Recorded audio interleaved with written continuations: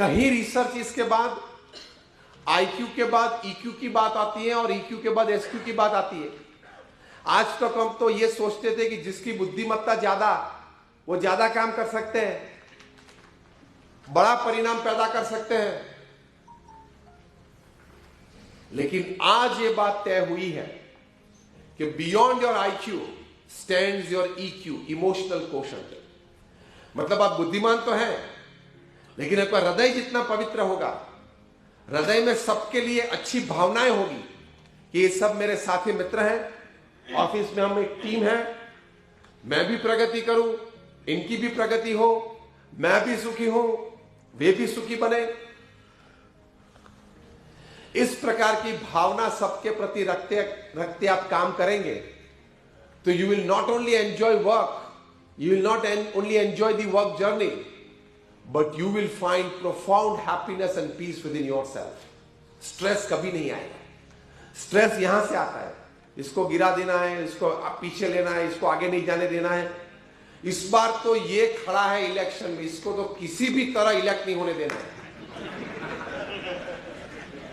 इतनी एनर्जी लगा देते हैं इसके पीछे, इतना मैन पावर लगा देते हैं, कभी मनी पावर भी लगा देते हैं। इतना ही अगर आपने अपने काम में लगाया होता, अपने क्लाइंट के प्रति लगाया होता तो you would have grown. The biggest mistake of the 21st century man, ये बात सुनना, the biggest mistake of the 21st century man is that he wants to grow as a professional but doesn't want to grow as a human being. He wants to grow as a professional, but he doesn't grow as a human being. आपको CA के रूप में भी बहुत बड़ा बनना है और मनुष्य के रूप में भी बड़ा बनना है। यह जीवन का मकसद होना चाहिए। There is a dignity of a human being. कहीं वीडियोस भी आपने देखी होगी कि एनिमल्स एक दूसरे को मदद करते हैं, और सिर्फ अपने ज्ञाति के नहीं, वो भी वीडियोस आपने देखी होगी डिस्कवरी पे। तो मनुष्य में अगर पशु में इतनी बुद्धि है कि कोई पशु तकलीफ में है तो उसको बचाते हैं। कई बार हिरन को जब शेर उसके पीछे दौड़ता है तो हाथी उसको बचा लेता है, ऐसी वीडियोस आपने देखी होगी।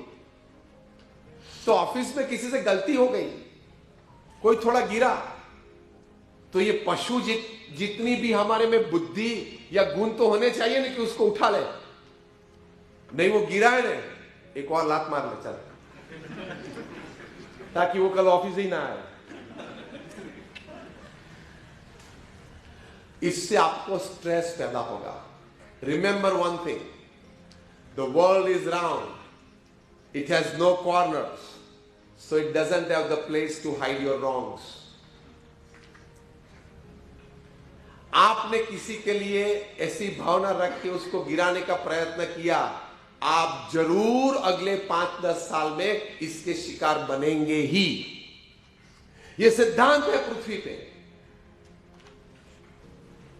यह सिर्फ अध्यात्म से मैं बात नहीं कर रहा हूं, even management teaches you here Jim Collins, Stephen Covey, Og Mandino, Ken Blanchard, Shiv Khera, इतने बड़े मैनेजमेंट गुरुज को आप सुने तो ये सिखाते हैं